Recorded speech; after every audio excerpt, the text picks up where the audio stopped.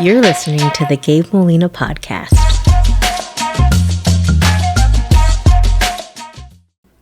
Ericka Fonseca, thank you for coming to the podcast. Thank you for having me. So, I've known you a long time, and Since 2000. has it been that long? Yeah, since 2000. That's when I met you. I went to UTSA in 2000. That's right. Man, we're old. Yeah. And everything hurts now. Is that? I don't even want to calculate. I have friends whose kids are going to college or in college. Of course. Yeah, Like, me what too. Me too. I don't, in my mind, we're not that old, but Yeah. Well, thank you for having me. Happy to be here. yeah. So, I reached out to you a while back, and it's been kind of difficult to get a time, and, you get little girls and, a life. So, but one thing I wanted to talk to you about was, I know we had talked before about postpartum depression, right? Is that the formal name, or does it have more of a clinical name? I don't know. The conversation today, I think, may be a little bit more just postpartum. Okay. Because there's a couple things that actually interject in the entire event. But yes, let's just call it postpartum. Okay. Right. Or even childbirth. And so I did a little research, right? Mm-hmm. But I'll go back to when I initially reached out to you. We have a real good friend, and I know that she was dealing with it, and that's one of those things where it's really serious and it's really sensitive. And I think for a dude, like, we like to fix things, right? With hammers and nails. Physically, yeah. And a lot of times we don't understand Right. what's needed when it's emotion, right? And it's frustrating for dudes, Yes. right? And I think a lot of times there's a lot of, and I'm not saying she experienced this with her husband, but I think a lot of times when women need something emotion-wise, and guys don't quite understand why. Maybe and maybe we don't need to know why. We just need to go through the motions, right? But for a dude, it's kind of like, well, what can I throw money at and what can I fix, right? And so we get very lost when we run into a situation where it's more mental than physical. Right. Well, Gabe, let me ask you this. When you are in love with the person that just gave birth to your offspring, right? You want to fix it. You want to do everything you can to help them. Right. Right? And that frustration comes in when you don't know what to do because everything is falling apart. At least you feel like it is, Yeah. right? And you're right. This is a very, very sensitive issue. A lot of women, there's a lot of stigma around it. A lot of women are embarrassed to talk about it because they feel embarrassment. Like, I just gave birth. Why am I feeling this way? I'll share with you a little bit of my story when it comes to dealing with it. Real quick, let me ask you about this real fast.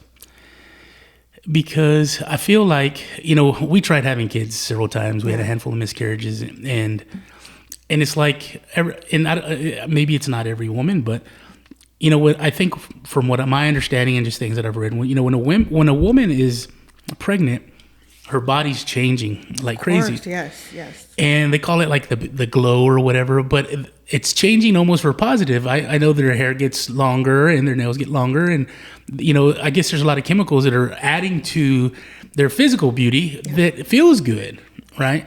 Now I'm sure you take the right vitamins, like folic acid is going to do all that for it. Right. And so Is it folic acid?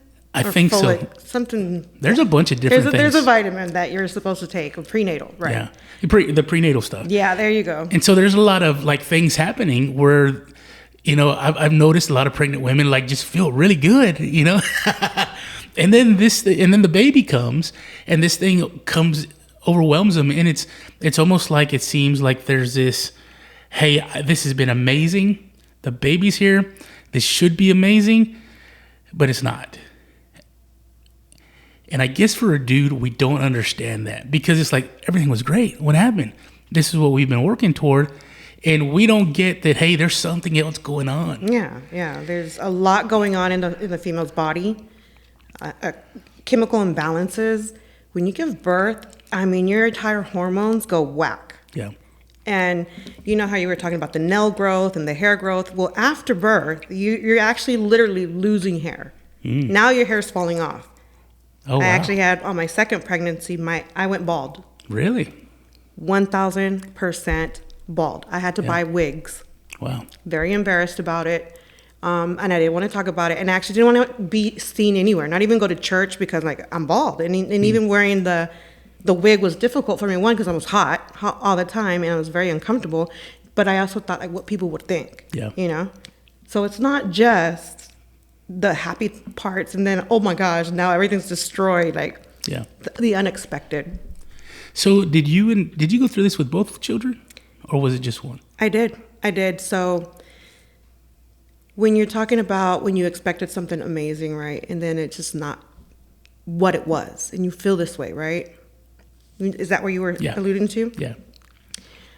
I went to school, as you know, Gabe, you and I met when we were at UTSA, and I was of the mindset that, okay, I'm going to go to school, I'm going to get educated, then when I graduate, then I'm going to have a child. Well, I went through the 10-year plan. Yeah. But I still didn't want to have a child while I was going to school. So were you working at the same time? Yes, I had a lot of jobs to help me survive. And did mariachi too, so I saw some of your guests, right? And they're amazing individuals. So I wanted to make sure to have my baby afterwards. No distractions. And so yes, it took me the 10-year plan, and then finally I met someone, and the whole 9 yards. You fall in love, and then I was already, I want to say, it was in 2008. That's how long it took, right? From 2000 to 2008, I finally met the one. Yeah. And then when we got married, I didn't want babies right away because I was still going to school. It was my last semester. What I didn't expect is that I was going to have difficulty getting pregnant. Oh, gotcha. How old were you at the time? I was easily in my 30s, 35, 36, because my firstborn was at 38. I was 38. Let's listen to that. Because that's already... The first one is 38. They already consider that a high risk, right? Is it 38 or 35?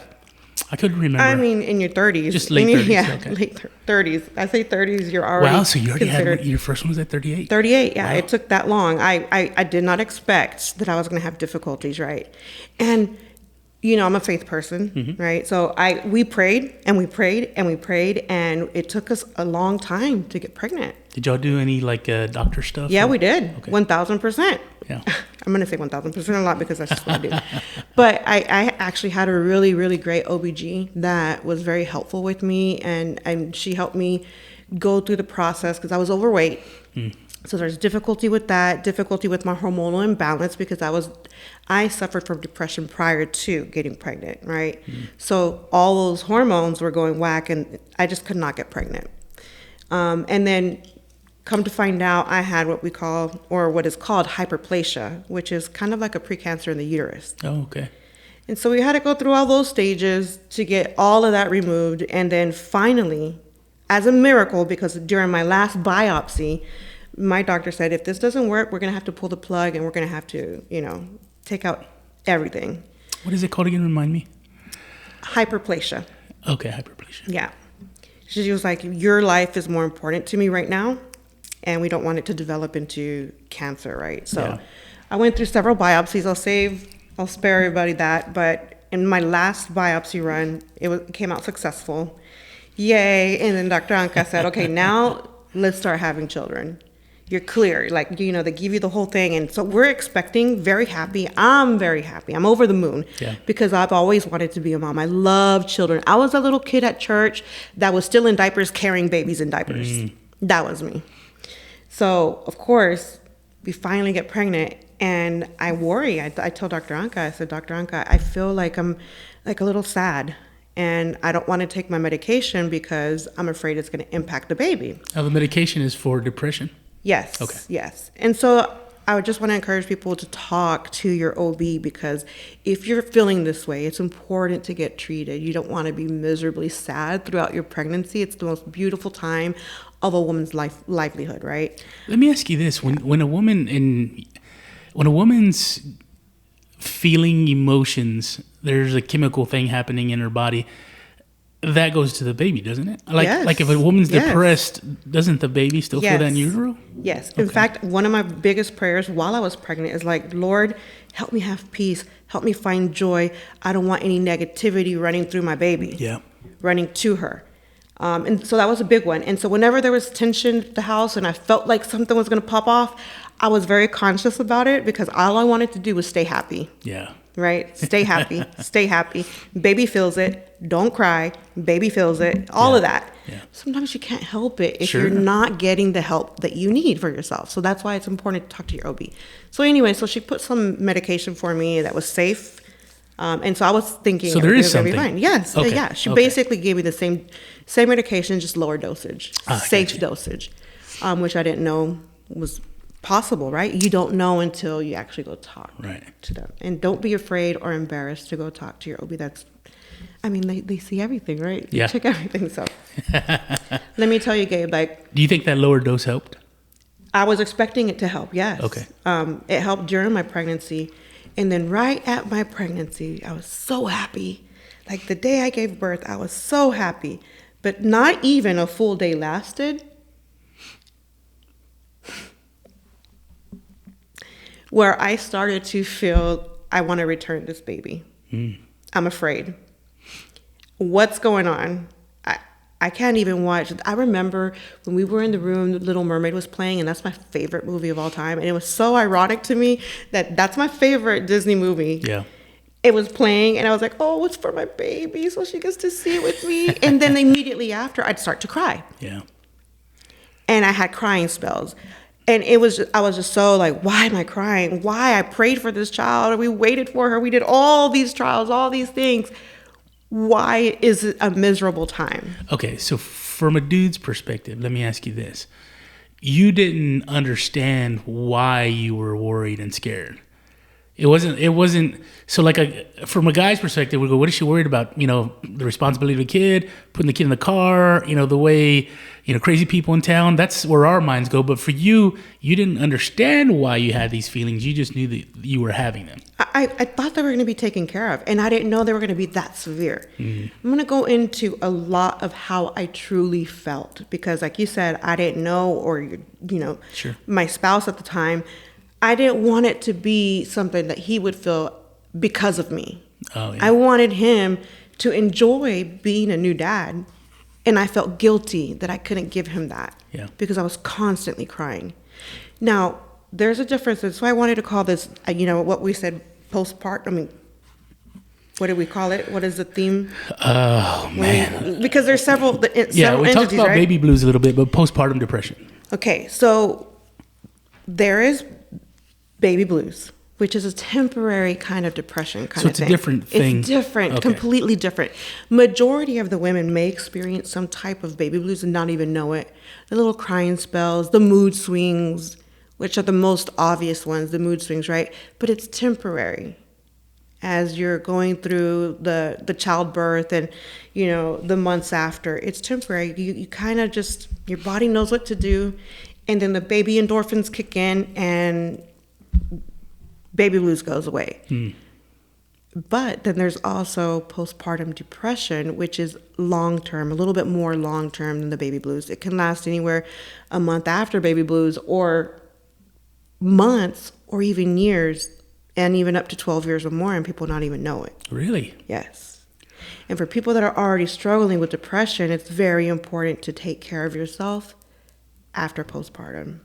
So then for a woman, or even a husband who knows his wife, if there's some depression prior to the pregnancy or prior to giving birth, this is something that needs to be on the forefront of their mind and not wait, I guess. Right. Right. Because she may not realize it's coming on Because a lot of times you don't see the forest for the trees, right? And you don't know that you're drowning until you're already drowning, kind of thing. That is great. Kind of like when you put the frog in the water and let it boil. Real slow, yeah. Yeah, it's like that. Like exactly like that. You don't know when it's going to hit, but when it does, you're in a miserable, dark abyss. Yeah. And as much as you love your partner and as much as you know you love this beautiful child, you can't get out of it. You feel that there's no hope. And it strips you from all the happiness that you deserve. And what you were mentioning a little bit ago is that I thought it was going to be fixed with the medication. I thought I was going to be good. So when my OB would give me warnings and say, hey, well, don't forget this and don't forget that, I kind of like blew it by the wayside on my first. What kind of warnings were they?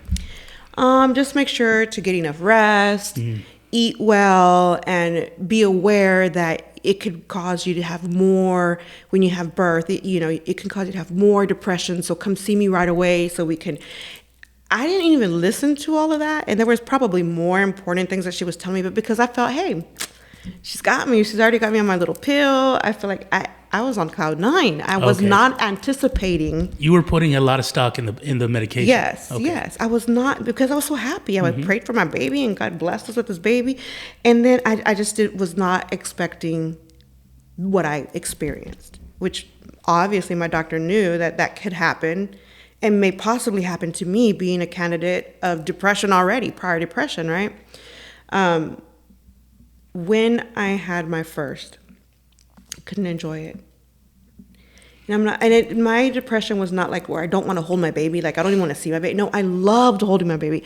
I was so overprotective. And what I felt, Gabe, was I'm going to hit you with some hard truths. And I hope that your listeners and viewers are just like, oh my God, I don't want to enlighten them to something if they haven't thought of things this way. I'm very careful about sharing this because I don't want others to start thinking and peeling the world off this way, because I feel like if you bring something up, it's going to stir in your mind. It's out in the universe, right? Okay. So one thing I experienced was like, why am I giving this beautiful baby that I love so much, more than myself, and I have maybe, if I'm lucky, not even 70 years. I mean, I'm already 40. I'm 38, so not even 30 full years with this beautiful baby. And then what? What's the purpose? What's the purpose? Like, God allowed us to have these beautiful babies and feel all these beautiful things, but only for a short period of time. I love the Lord. Yes, I want to go to heaven. Spare me from hell, God. I want to go to heaven. But all my life on earth, while I'm here on earth, I want to enjoy my baby. I don't want to fear my future that I can't control. I can't control. Like, I was already. So you're already anticipating death at 70 or 80. Yes. And not even that, her death. Oh. I was already like, who's going to be good enough, not even out of the hospital yet, who's going to be good enough to take care of my baby when I'm gone? Who's going to be good enough to marry her? Oh my gosh, someone's going to marry her. Oh my gosh, this man or this, when she grows up, all these things just ran through my mind when she grows up. What if the apocalypse really happens? Like, all these bad things were happening in my mind that I couldn't control. Kind of worst case scenario. Yeah, it's like in the future, things that you really, truly cannot control what the future is going to bring. Like, we didn't know a lot of catastrophes were going to happen. Think about anyone that you can think of. We didn't know they were going to happen. If not, we would have done everything to prevent them, right? Sure. So in the same way, I didn't know I don't know what the future is going to hold, but I know that I got to protect this child. And now I'm stressed instead of happy. I'm stressed. I'm going through anxiety. I can't even sit in a room with other people because they're breathing the same air that my baby's breathing. Like, it was that bad. Were you expressing this out loud, or was this something you were just keeping to yourself? Like was your ex aware that you were going through these things, or was it something you were doing internally and he was? Good question, because I felt guilty from robbing him of the best moment of his life. So I didn't at first. I just cried a lot. Oh. And at church, they had what they call meal trains. And so people would come and give you, food. They'd come give you food. And it got so bad, Gabe, that I didn't even want to eat. Like, what's the purpose of eating? And I thought, like, what's the purpose of going to somebody's wedding and dressing up? People go and buy these big, beautiful, extravagant gowns. And what's the purpose? They put on makeup. What's the purpose for that? What's the purpose for even getting together? We're not even going to be in this world. I started to be that negative about things, like so scared of everything. Yeah. Like, what's the purpose of doing that? We're only here temporary. But you have this child, this beautiful child that you got to love, protect, and give them your world, but you're only here for a certain amount of time. And that was bothering me so much. Now, there's been a lot, and Gabe, real quick. Okay. In the very beginning, you mentioned, how do men help when it comes to the what did you say? The psychological, or what support, did you say? Emotional support. Yeah. But postpartum depression and baby blues, it's not just emotional, it's physical. Like, your body really shuts down. You can't even move. It's not just emotional, it's physical. And I think for you wanting to find out, and for maybe other parents and spouses and partners that want to know, it's very important to be able to be there and support your partner while they're experiencing this, because that's the worst pain a woman can experience, not even have the joy of embracing their child that they prayed for so many years. There's a lot of women in the past who have actually gone through with killing their children. And it's interesting to see you talk about what you were experiencing, because when you're telling me this, I can see how some women would go to that length. If they go untreated, it definitely can. This whole time that you're going through this, a baby's a lot of work. You're still getting up every 2 hours to feed her. You're still doing all those things, and you're experiencing these emotions. Do you ever have? Was there ever like a lull in those feelings? Like, was there ever a time where, like, hey, I had 3 days where it was perfect? Were you jumping in and out of those emotions, or were you constantly in that? I'm so proud of you, because yes, that happens. Like, oh my gosh, you're bringing me back to it, because some days are great. Some days you're just like going with it. You're like, and for me, it was all about prayer. For me, it was like, Lord, help me through this day. Help me get through these emotions that are killing me, right? And I'd have great days. Stay positive. And then some days were obviously much harder than others, where I didn't even want to, but I still did it because I truly felt the love for my child. That never stopped. Some people experience the depression a little different, where they actually feel like they don't love. Oh. And I do thank God that was not my experience, But even with that, loving your child so much and having to do all these things, yes, for me, I'm gonna get real right now, okay? I'm gonna get real. Mm-hmm. I wanted to breastfeed my child, and I couldn't. My hormones were not allowing me. The depression was just so much. So it was a lack of milk production? I couldn't produce. Okay. And I did everything that, my nurses tried and told me, and I just tried everything, and I just couldn't produce. And the embarrassment and the failure, I felt like a failure. I felt, I can't even breastfeed my child. I'm not normal. And that played on me so much. Mm-hmm.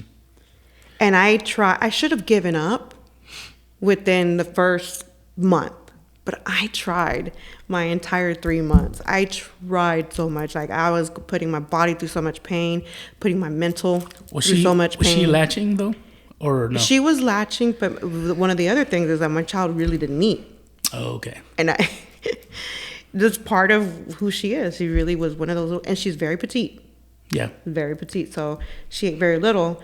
So I remember I actually made 1 full ounce, and I was like so happy, but then that's all I could produce. Yeah. That's all I could produce until I finally had to hang up that shoe and be real with myself. Like, it just didn't happen for me.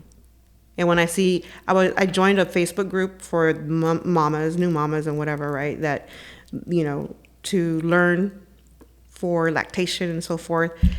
all these success stories and all these things. I tried everything, and it just didn't happen. And that was part of my embarrassment as well, that I had to overcome. Like, not every mom gets that opportunity. Not every mom can. You just got to accept it and understand why. It's not your fault. It's a lot of things that are blocking that. So this is all happening, and how is your husband at the time supporting? Is he being supportive? Is his support fading off, or was he not supportive?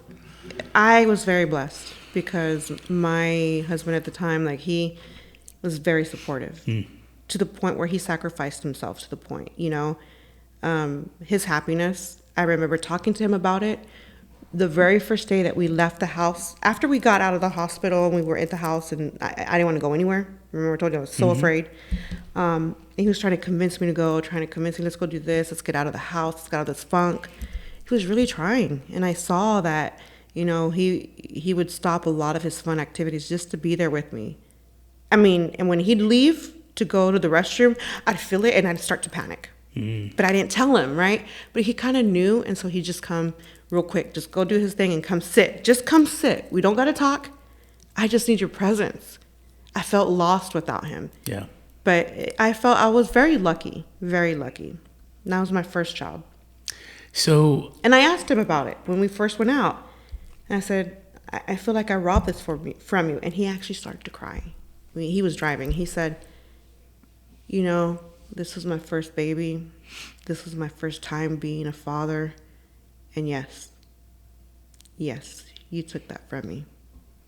But it's something a lot to put on you too. Yes. Because so I was you're not just doing it on purpose, right? Exactly. It's not like you've made a conscious decision to go through these emotions and drag him and the baby with you. It's now I think for a lot of guys, like, we internalize things and go. I think a lot of times guys go, man, I hardly ever ask for anything, and the one thing that I want doesn't work out. Yeah. And it's like, well, hang on, man. I'll use us for example. I would have loved to have been a father. Didn't work out. And it's like, I never blamed her. I always internalize my issues, right? When something bad happens to me, I'm like, oh, you deserved it. There's got to be an equal part of me and her. Well, yeah. I thought that too. But it was kind of like, it was more so, I knew that she's physically, I always told myself, if I'm feeling this way emotionally, she has to too. Yeah, more than you. On top of that, she's also going through it physically, and we were doing the shots in the butt, Yeah. And it's like the pain of doing that, and then the anxiety of, there was something where it's like, okay, there can't be blood in the needle because that's bad. And it's like, there's times where it was like, was there blood in the needle? And it's like, I don't know, maybe a little bit. And it got very stressful, It's no longer fun. It becomes work. Yeah, I always tell people our trying to become pregnant turned into a science experiment, and it just ruined friggin' everything. Yes. I won't even go into the funny aspects of it, but we'll get back to this. So how much time has gone by now where you start...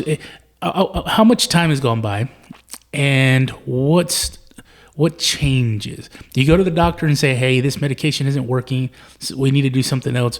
What was the avenue that you guys took to get you out of that? Because it sounds like you got out of it because y'all got pregnant again. Well, you're hitting all these points. I'm really super impressed. Smart. Really super impressed smart. because you're hitting all these points. I mean, for real. Because what's working now, just like shampoo, right? You're like Pantene. I remember it's one of those that you just, oh man, it's working great. And Herbal Essence, it's perfect. And then all of a sudden it stops losing its lust, like its luster. And the shine is no longer there. So you need a new shampoo.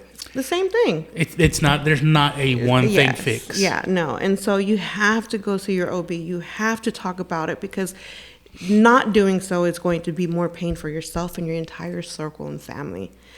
When I was telling you about the meal trains, I didn't want to eat. Just didn't want to eat. And I was like, oh my gosh, this lady's outside and she wants to come inside. I don't want to talk to anybody. That was not me. You know me. Mm-hmm. I like to talk to anybody. You're very social, yeah. I'm very social. And so it took me away from who I was, but I allowed it, right? Because I was just in so much anxiety, so much fear, and I just felt like everything was meaningless. But there was one friend that came over, and I remember she brought me a jar, like a mason jar, of atole de arroz. And I don't know why. I cried so much with this atole de arroz, and I was like inhaling it because I hadn't eaten for days. Yeah. And I felt so great that she was there. I was so thankful for this atole de arroz, and I promised myself, like, I'll never forget this moment. Like, why this jar of atole de arroz was like my saving grace, because I couldn't find joy in anything, but I found joy in that atole de arroz. Now, when she left, I felt sad again.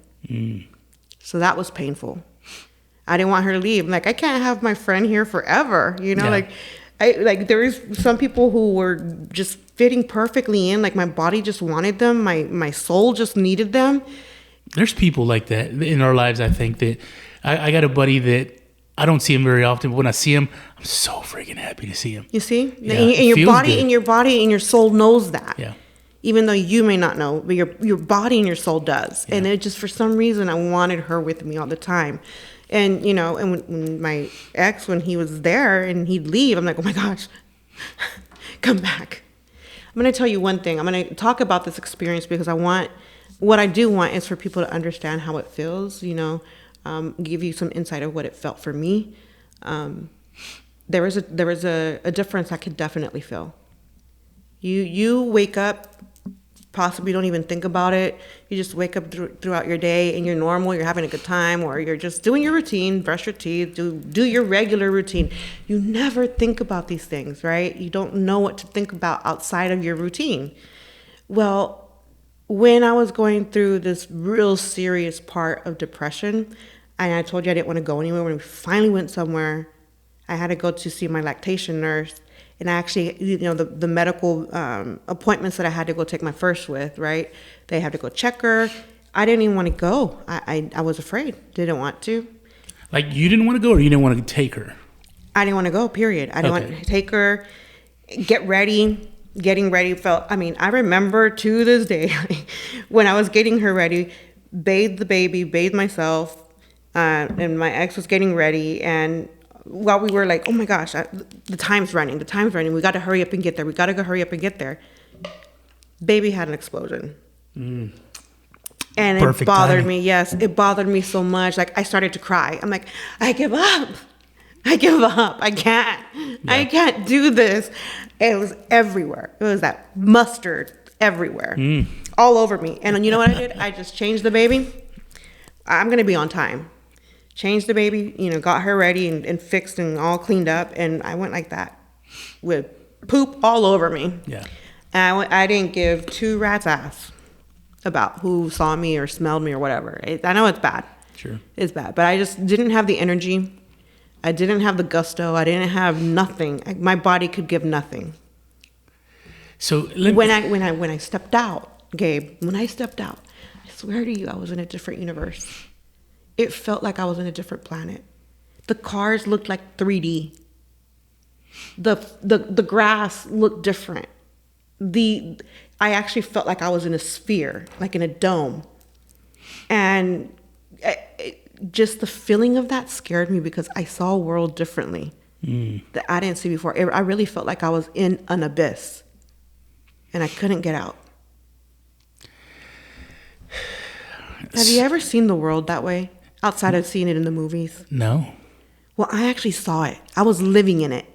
And I was, you know, kind of like the Matrix. Like, is this really what it's like? And people just don't know. I really felt like that. Yeah. Like, is this really what our world is like? And I'm the only one that can see it? Yeah. So let me ask you this. What got me out of it? Well, yes, but what was kind of the turning point in that? Because it sounds very helpless and hopeless. Yep. And it's like when somebody's literally viewing the world differently, and has that much anxiety and fear and Fear of death, and fear of life, they always say fear of the future. they always talk about hope, right? And it's like, oh, once you lose hope, and it's like, well, when you're hopeless, like, what gets you out of that? Because I wouldn't know what to do. I wouldn't know the first step. I mean, maybe call your lady doctor, but it's like I wouldn't even have a clue, because now, as I would say, let's say we're married, right?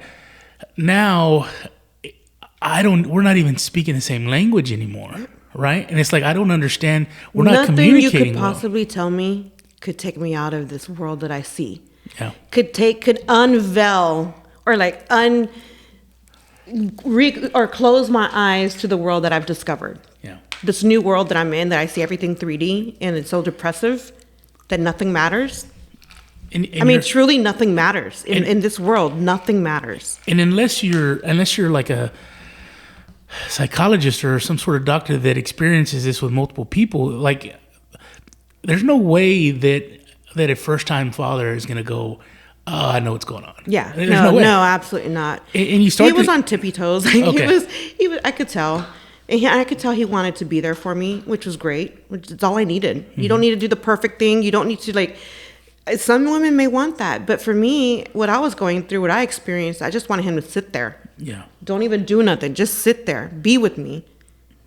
And he did, and I experienced so much anxiety when he started to go back, because there's, what do you call it? After, oh yeah. There's what is that called? It's time off. Leave. Yeah. Right. Parental leave. Yeah. When his time was up, he only had like 2 weeks. I'm like, that's nothing. Maternity and paternity. paternity. Yeah. Paternity leave. I didn't want him to leave. I knew I was just for sure I was going to die. Like, I can't do it. I can't do it on my own. There's no way. Have you at this point, have you expressed this to your mother or your sisters or any sort of family where they kind of like, okay. No. Okay. So that was my first mistake. No. Okay. I kept it all because I was embarrassed. Well, your friend had to have known, right? The one with the rice? I did tell her. Okay. Yeah, I did tell her. Because it's good to tell people, right? Yeah. It's good to talk about it. But I was just so embarrassed about who I did share it with. I didn't want my close family to know that, oh my God, or even my thoughts that I told you about in the very beginning. I don't even want to say again. And it was literally you felt embarrassed. Yes, very embarrassed. Very embarrassed. Like, it's a stigma. It's a stigma that you just don't want to. Is this hereditary? It can be. But, well, depression can be. It Okay. is, right? My mom was a very depressive person, and my dad experienced it, but he never showed it. I didn't know that he had a lot of depression in his family. Old school men, But they hit it so exactly, well. Exactly. He's all about old school. He was like, "Well, man's not gonna feel sad." Even though he felt sad. Sure, he's got to support his family. Yeah. So what got me out of it? Now, there's different things people do, different outreaches that they can do. So what worked for me, right? May not work for others, but what worked for me, I had no choice but to, like, get on my knees and pray. I'm not kidding you. Like, I prayed and prayed and prayed. Like, God, help me. This cannot be. Yeah. I cannot live in this darkness. I'm in darkness, and I feel lost without you. And I remember, I literally stuck into the word, almost obsessively. Like, I started to write. I would open my Bible and just write the verses. Yeah. I just open and just write and write and write and write. My job gave me 5 months of parental leave. It was a new experiment they were doing. They were checking. They went from 3 months to 5 months, and it was one of the first years. I was just really lucky. So I was like, what am I going to do for 5 months? I'm this person that goes. Like, I'm a career-driven individual, so I have a routine. And all of a sudden, my routine's interrupted, and now I don't even work. And I couldn't see myself without working, right? But I would just, like, at work, that's here where I am. workaholics feel the most productive, is when they're working. When I'm working, Yeah. right. So it made sense that I would get the Bible and just write down Bible verses. Like if I'm doing something, and just write. Singing. I would sing and praise, turn on the radio and praise and worship. But one of the Bible verses I remember that helped me is, like, life is like a vapor. One day it's here and the next day it's not. That hit me like a ton of bricks. Because that's what I was experiencing. And then, of course, I did have to come to terms with myself because I was not making it, Gabe. I had to talk to my family. I talked to my sister and her husband. Her husband is a minister in Houston, Pastor Reverendo Armando Perez, with Iglesia Visión Nueva Vida. And I told him I need help now, and he opened his doors. He's from Houston, right? So I meet my ex and we drove immediately. I said, I need to go now. Like now, I screamed. Sure. I screamed. I need now. Like I just want to blink and be there. Yeah. And so he did. We just went, grabbed the baby stuff, and left. I was that desperate, and I was talking to him, and I started telling him about all of this, and he started telling me about having hope in Christ, and he would help me. Like he would help me see things. And one of the things he says that I remember him telling me is like, do you ever lose your salvation? If your baby's yours, right? She's your blood. She's your blood, right? Yeah. Like, well, if you're saved, you got the blood of Christ. Like that you can never not be his child anymore. Because I started thinking all these miserable things, right? And so he was helping me throughout a lot, iron out a lot of my doubt, a lot of my fears, and going, the lifespan and the hopelessness, like loving this baby and then just not being able to enjoy it because we're all going to die. Yeah. So I had to seek help, psychological help. Were you able to, because this is something I think I struggle with, were you able to, man, I hate saying that, but anyway. Say it. Did you struggle with? Or did you struggle with just completely giving in to your faith? Because like I'm that person where it's like, I believe in God, but I still want to have some control. And it's like, well, hang on, man. It doesn't work that way. He's in control. And it's so interesting because there's so many times in my life where like I need to have control, and things will happen to me and I realize that I was never in control. And instead of going, letting God take over, like literally the wheels will fall off of everything, and all of a sudden I'm trying to, I go into a depression, or I get real bummed out, and it's like it's almost like I have to go through that and then start over building my faith back up. Where it's like sometimes I wish I was just there all the time, and sometimes I'll just kind of let go and give into my faith, but then I slowly start. Let me have that, God. Let me have this too. Let me hold these things. And are you that type of person, or were you able to just go, you know what? I'm at my limit. I give in, and I'm just gonna. You, again, hitting on points. I was at the bottom of the barrel, and I was really hopeless. I really, really started to get angry with God. And I suffered a lot with that. I had that recently. I suffered a lot with it because I was born and raised Christian, Sure. right? In my family, born and raised, going to church, and Christ was the center of my life. And so I lost all that hope. Yeah. And I felt guilty for that. Then I started thinking, oh my gosh, I'm a blasphemous person. I had to go through counseling for that with my brother-in-law that I told you, right? And the pastor. This is during the same period? Yes. Okay. Yes, because you don't expect it to be like that. Yeah. You want to be you feel like you're supposed to have fulfillment and joy, and you don't. And then you feel like you prayed for this baby, and then now you're not. It's like God gave you this beautiful gift, and you're not thankful for it. Now you feel more guilty for that. There's so much guilt that women or people in general put on themselves when they're experiencing these things. So you're in Houston now, and Getting help. You're getting help. And I hadn't eaten other than the arroz de atole, right? Well, he ordered pizza, and boy, let me tell you, I ate 3 slices because I felt so much hope after talking to him. Just talking to him. I eat 3 slices before I eat 3 slices, so I get that's a lot for you. Yeah, I was like, man, that was a testament to me. Like I needed to talk. I needed to be honest with myself. And if I'm going to be angry and talk about it. Like there's nothing wrong. And like, how they say, go to your room, get your pillow and scream. Wait a second. I'm connecting dots while you're talking. Mm-hmm. Were you not talking to your ex because you didn't want to put more on him? Exactly. And so you go into Houston to go be with family. gave you the opportunity to talk about what you're going through. And honestly, with the minister, although he's family, Okay. he's a pastor, right? Okay.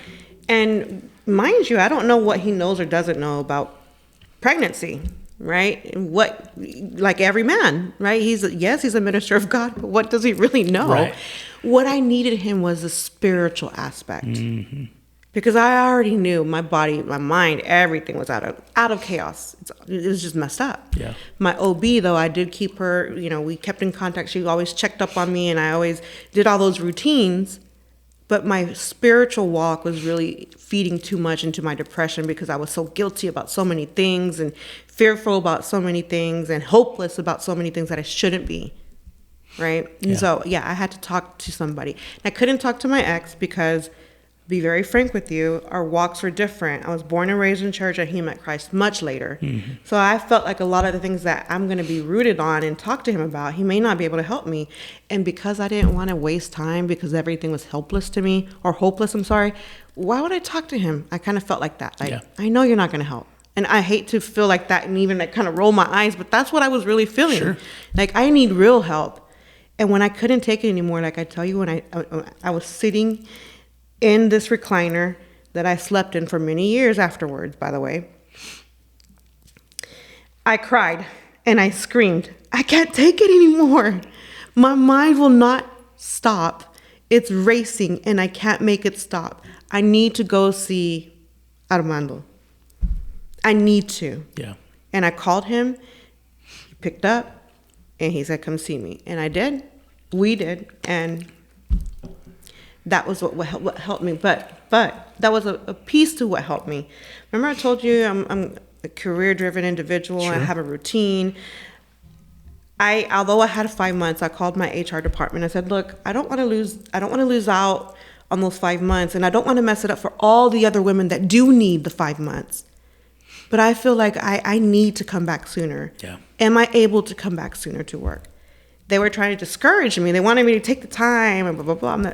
But I need to go back. I feel like that's something that I physically need. You wanted to feel productive. Yes. Yeah. They did. They let me come back early, and I was able to use that time throughout the rest of the year. So I didn't lose out on my parental leave, which was perfect. Yeah. I went back to work and I started, engulfing myself in all my routines, but still very happy to be a mom, to do my routine as a mom. And I started realizing I'm thriving. Yeah. I started to get out of that funk, and I stopped seeing the world in 3D, in that, what do you call it? The Neo. Yeah, the Matrix. Matrix. Yeah. I stopped seeing the Matrix. You know what sucks?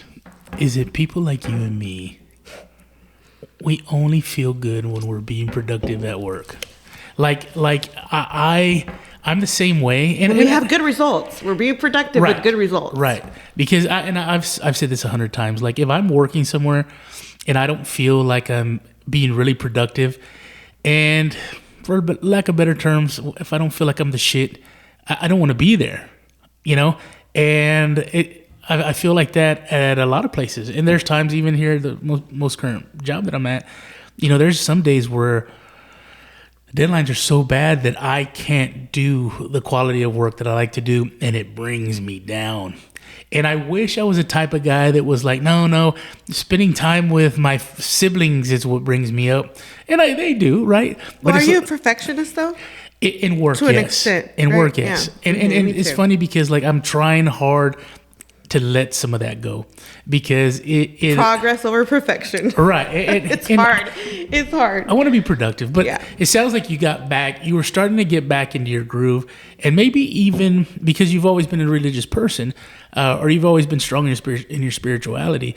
It sounds like there was a lull in that, when you were feeling depressed, and getting you back into the things that you were used to doing was starting to put you on the right track to be where you needed to be, kind of thing. Right. Instead of wallowing or willowing, how do you say it? Wallowing? I think it's wallowing. Wallowing in my sadness. Yeah. I started to really realize I need to get my routine back. And your mind, what you tell yourself, really is very important. Like, today I'm going to have a good day. I know it sounds No, cheesy, but it doesn't it's the sound truth. cheesy at all. Gabe, It's because I'm the same way. If I spend too much time with myself, it's not good. I love being alone. I love doing my own thing. I love just kind of, hey, no responsibility. I'm just concerned about Gabe today.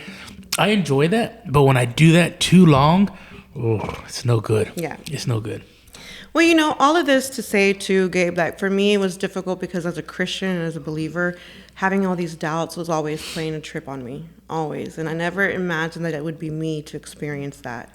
But I'll tell you, going into my second... Well, hang on. Okay. Before we get there. Okay. How long did it take you to get good? 3 months. 3 months.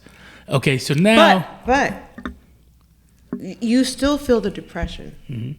But you know how to deal with it. You know how to... At least for me, I would feel when I was... Like, I'd feel the blood drop. I'd feel it. Like, oh no, it's coming on. There's an onset coming on. But I'd prepare myself with the word, honestly. Yeah. I was like, I'd put on my songs. I'd start worshiping, praise and worship. Or I'd look for those verses that were really helpful to me during, the early parts of the birth. I would feel it. But it took me a solid 3 months. I'm going to ask you something real personal. You can tell me you'd rather not answer or shoot, tell me to cut it out. I haven't spent a lot of time with your girls. You do have 2 of them. Mm-hmm. But I can tell just in my interactions, and maybe I'm wrong, maybe it was just an off day. They seem very different in personality. And one seems more serious and the other one seems more playful. Do you think that's just a personality trait, or do you think it was part of what you were going through? Do you think it kind of... that's not a very difficult question to answer at all. Okay. I appreciate you asking it, actually. Because I think most parents will tell you that have multiple children will tell you none are the same. Like, one are night and day. Yeah. Like, they're night and day. And it's the same thing. It applies. But I do see a lot of my first who is a lot like her grandma from my ex's side. Oh, okay. Grandma is still strong, 97, 98. And you don't ever go to her ranch without being unannounced. She's got a 22 and she's ready. She knows how to shoot it. Homegirl can fight. Like, if there's an Armageddon or whatever. So it's more of a genetic thing. Yes, and she's always been very stealth, very serious. Those old-fashioned old ladies, that have grit. And she's very quiet. Mm. But when she talks, the world listens. And that's my first. But as well with that, I did notice that, there is some... I don't want to call that on her. I don't want to say that she's a depressive child, but she's not depressive. But in that family, that side, there is a lot of depression, just, hereditary. Yeah. It's just as mine. And so I kind of feel like she's set with like a double whammy. Oh, gotcha. But I'm just praying to God that as I continue to try to manage, I help her with managing feelings, identify them. It's okay to cry. Because my baby will not cry. She'll go somewhere. She'll hold it in. And then she'll turn around when nobody's looking and she'll cry to herself. And that bothers me. That bothers me. My other one, homegirl don't even cry. Yeah, homegirl don't cry. Well, yeah. It's interesting because it's like going through this experience that you're going through. It almost, you're acquiring tools that might be beneficial to your little one day, and it's like, rather than her having to, and I think I don't have kids, but I always think as parents, it's kind of like, okay, what knowledge can I acquire? What things can I learn to pass on to my kids so they've got a head start. Yeah. Right. She's not starting where I went. Right. At 0, right? And it's like, okay, well, I know what to look for, and I see it in her. I'm going to help her do things before it gets to a certain point where somebody else really needs to intervene, Right. So maybe that's part of what you've taken from this. So 3 months, you're feeling better, things are going well. How much longer till your second baby gets here? And how old are you now? Well, I had my second at 41. Girl. I wanted to have her at 40. I said, I don't want over 40, but I had her at 41. Like, You were pushing the limits of science. I was, because, didn't know it was going to take me that long, but I knew I wanted more than one because I don't want my one to be alone, Sure. when we're gone. Right. So, yes, I was ready for all the things. I was ready for all the potential feelings, and what I did was arm myself with what I knew helped me the first time. Yeah. And actually have a circle of friends ready and understand that, I'm going to need help. So you got out in front of it before? Yes, I did. Okay. Let me tell you, though, a lot of times things happen that we are not expecting, right?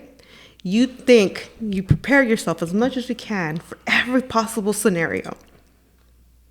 And I did experience depression with her. Not as bad as with my first, but the depression I felt was lost for my now ex. But he was diagnosed during COVID. He was diagnosed with renal cell carcinoma. It's cancer? Okay. Stage 4. Oh, wow. New baby. I just delivered. I'm ignorant of this. Where is renal cell carcinoma? Oh, sorry. It's in your kidney. Oh, okay. And so anyways, you got to go with the doctors, but you can't go see them. You could only talk to them by phone. And he was diagnosed by phone. There was a lot of things that were happening that were not birth related, but family related, things that are happening around you. Scary, yeah. Yes, that I was not anticipating. None of us were. And long story short, I ended up having to do another C-section, emergency C-section, and he was pushed to have emergency surgery as well the same week. Oh, wow. Yes. So thank goodness at the time my parents were both very healthy and they were able to help with my delivery and help my ex because, after the surgery, had to be very careful.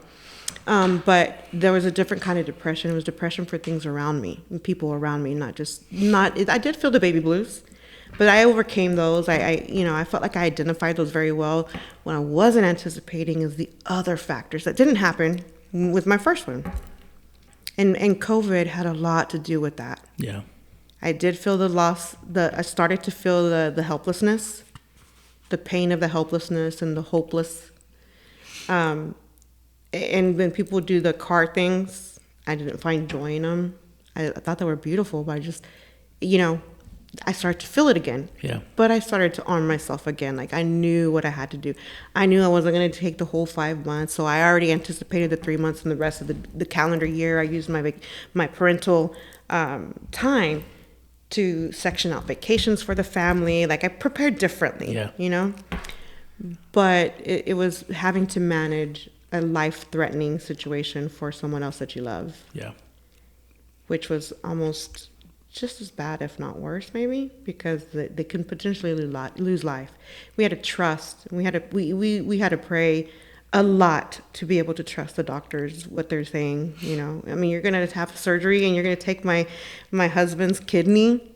And what if he really doesn't need it? And you're just going to take it because you assume you see a mass and you think it can metastasize and all these things. All this doubt starts to crawl through. And I'm like, I can't do it without him. I just had a baby. Like I saw death all over again. Yeah. Were you still using medication at this time too? Yes. Okay. Very much. So what people need to understand, medication's there for a reason, right? Right. And it's a lot of times, and this is me being ignorant, is a lot of times I think, okay, what's the fix to this? And you mentioned it earlier, there's no fix, right? It's a combination of things. And who knows what your combination is? And who knows what your combination is the next time you get depressed? But you have to, it sounds like the important thing is to figure out what's beneficial to you, what works for you, whether it's being productive at work or being with your family. Mindset. You got to keep your mind busy. Yeah. You have to find something to do to keep your mind busy. I go back to the faith thing. A lot of the biggest battle is the battle in the mind. And I think that's what's important about having faith, is because you can go to the gym, you can eat healthy, you can be productive, you can read books, but it's like mentally, and I think this happens with a lot of people in kind of getting away from the topic we're talking about, but I think a lot of people that deal with depression and deal with anxiety, I mean, there's chemical reasons for those reasons, but there's also just not being mentally strong in the sense of where's my faith, people, I feel like there's a lot of people that still have faith, and there's still plenty of Christians and whatever other religions people seek, but it's like I don't think people understand that how important that is, and it's one of those things where you've got to be spiritually strong, because especially, and I'm going to say for dudes, because we can't fucking fix everything. Sometimes the battle is mental, and emotional. And I think that's where we lack. That's where, we grow up with strong fathers, and it's like, well, fix this, pay for this, don't break that because it costs money, and don't cry and do that. So you grow up going, okay, well, now it's my turn to be a man, and my wife's pregnant, and we're going to have a kid, and I'm going to do everything that I saw. Right. But we never took into consideration how stressed out our fathers were, because they didn't show it, right? Right. Maybe they drank. They were stealth. Maybe they drank a lot, right? And it's like, well, he wasn't just, he looked like he was drinking for fun, but he's probably drinking because he was depressed, right? And he's got a house full of kids to feed, and a wife who's struggling with being at home, People, you're hitting a lot of things that are very current today, because back in the day, people just handled stress differently. They handled life differently. They were harder. Well, I think we have fewer distractions too. I think we're in an era where we're just so used to being comfortable, right? And having everything brought to us, right? Where it's no longer hard work for us, Well, when I think about my dad, and I'm sure your dad's the same way. When I think back and I look at him and I think about the person he was, now granted, I'm looking at him back then through a kid's eyes, but comfort wasn't the norm. Right. Struggle was the norm. Today, comfort's the norm. So when struggle comes, you don't know what to do. They lose their shit, right? Yeah, you're like a basket case. Or back then, and then granted, like I said, there were fewer distractions, but it's like, but things that haven't changed is taking care of your kids, trying to make them productive people, supporting them, financially supporting them. And it's like all those things were tough. I think about mom spent a lot of time not working. She was a homemaker. She worked from time to time, but it was kind of sporadic. Where dad worked all the time, and dad, when he was younger, was an alcoholic, drank all the freaking time. And he would tell mom, I don't care what you do, you make sure my refrigerator outside's full of beer, and dad was the party guy, That's funny. But, when I think back, I'm like, I tell people all the time, man, when I was a kid in high school, every night we probably fed 10 kids. Yeah. I have friends that have told me, they're like, if we didn't eat at your house, we didn't eat. Yeah. And and as a kid, you don't think about that, but as an adult, you go, man, how big of a responsibility is that? Because I asked Dad one time, I said, did you know? He's like, yeah, I know. He goes, I know several kids that needed to eat. And when I think about it, I'm like, I tell Nita all the time, like, how are we broke all the time? It's just the two of us who make a lot of money. And here was a guy back in the 80s, making $7 an hour and feeding 15 kids, And I tell people, we grew up eating potatoes, rice, and bread, but we were eating potato, rice, and bread so he could feed 15 kids, and it's a lot of stress on people. Yeah. And a different level of stress. I think making that connection and keeping your faith and acknowledging there's a problem. A lot of times I think we go...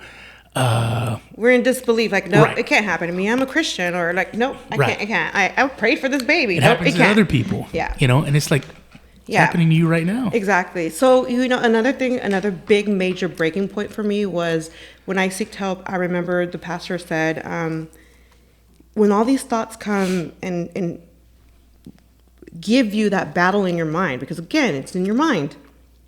You start to think. You start to, your wheels start to turn, and you start to see things in a different way. You got to stop it. And what he said is like, I remember it's a Bible verse, but I only know it in Spanish. Say. Ordeno mis pensamientos a la obediencia de Jehová. Where you're telling your thoughts to go to the obedience of Christ.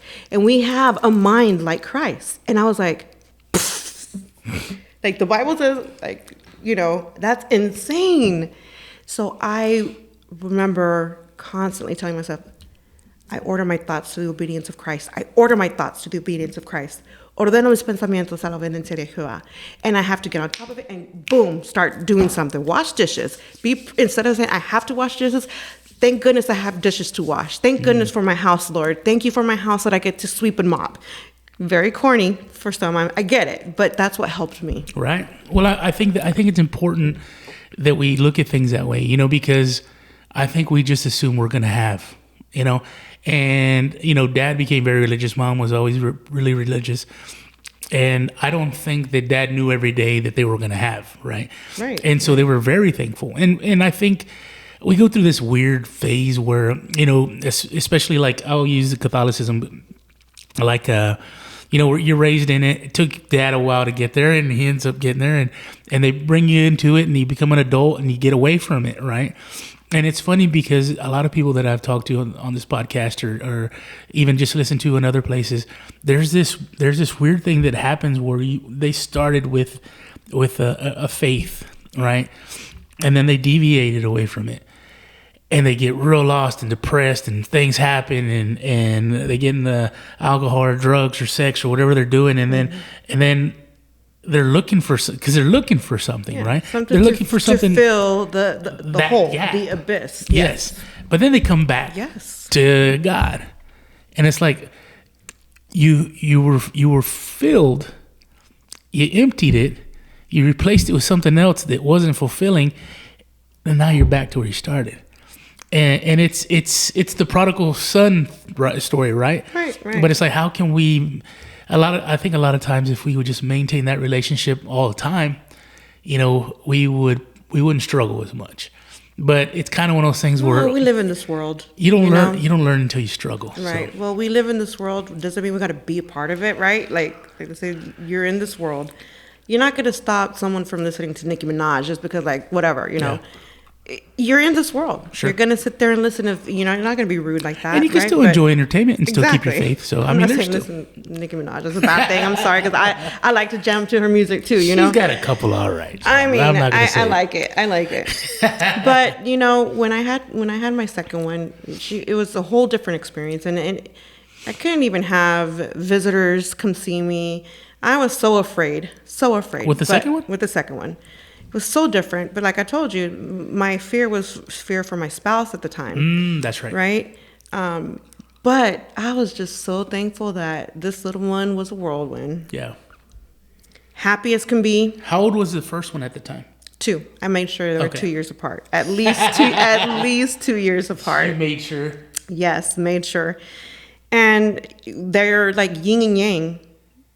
My first didn't climb up the stairs. She's my analytical, very cautious, very like, if I do this, this is probably going to happen, so she won't do it. She was very cautious. My second one at 3 months was already starting to crawl a little bit, starting to move a little bit. She was already moving way too much. I think by 6 months, she was already up and down the stairs, crawling, and she was like let herself roll down, and I was like, "Whoa!" I know exactly what that looks like. Yeah, when you go you already know.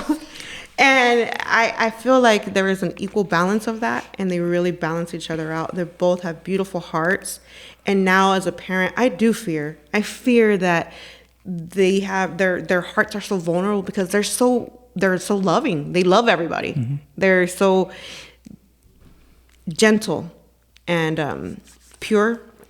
I'm just so afraid that anything that bullies and stuff like that, and I worry about that. And that a lot of when you hear about kids that commit suicide, I mean a 9-year-old. What does a 9-year-old have to commit suicide for? How miserable must their life be? And mine now, my oldest is 7, and my youngest is 5. So now they're getting into that school age where they come home. My 7-year-old, she says, "Mom, they say I'm really skinny and I'm very little." So I'm very careful with the way I speak to her. Like, "Come on, little girl." Like, no. Mm-hmm.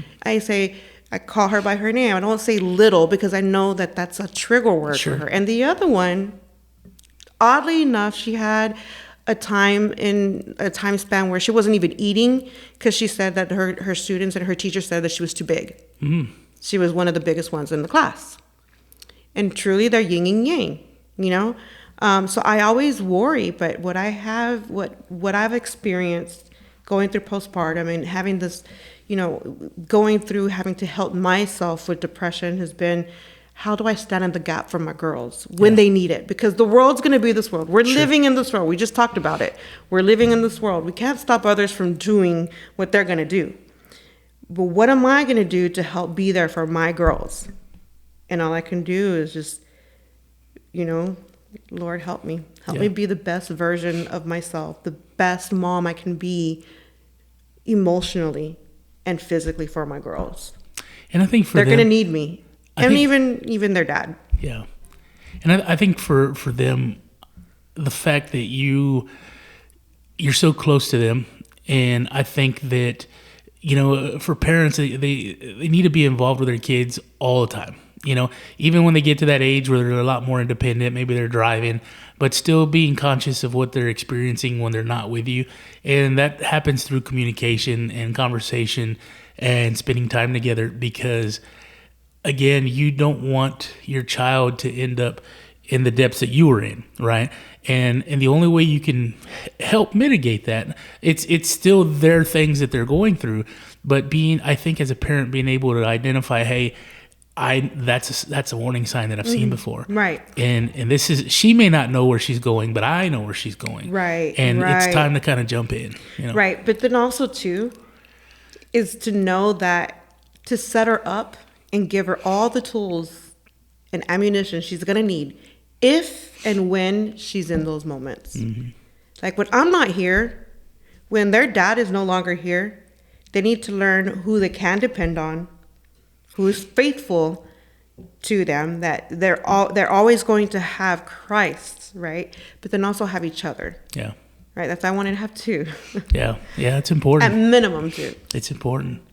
You know, do you think, and they're super young right now, do you think when they get to the age where they're married and, you know, children are on the horizon, is this a conversation that you're going to have with them, or is it something where you're just going to kind of sit back and see how it plays out? Oh, no, absolutely have a conversation with them. Absolutely. The world is not, if you don't do it, the world's going to do it. Yeah. And I'm not going to let the world feed that into them. It's funny you say that because I say it a lot.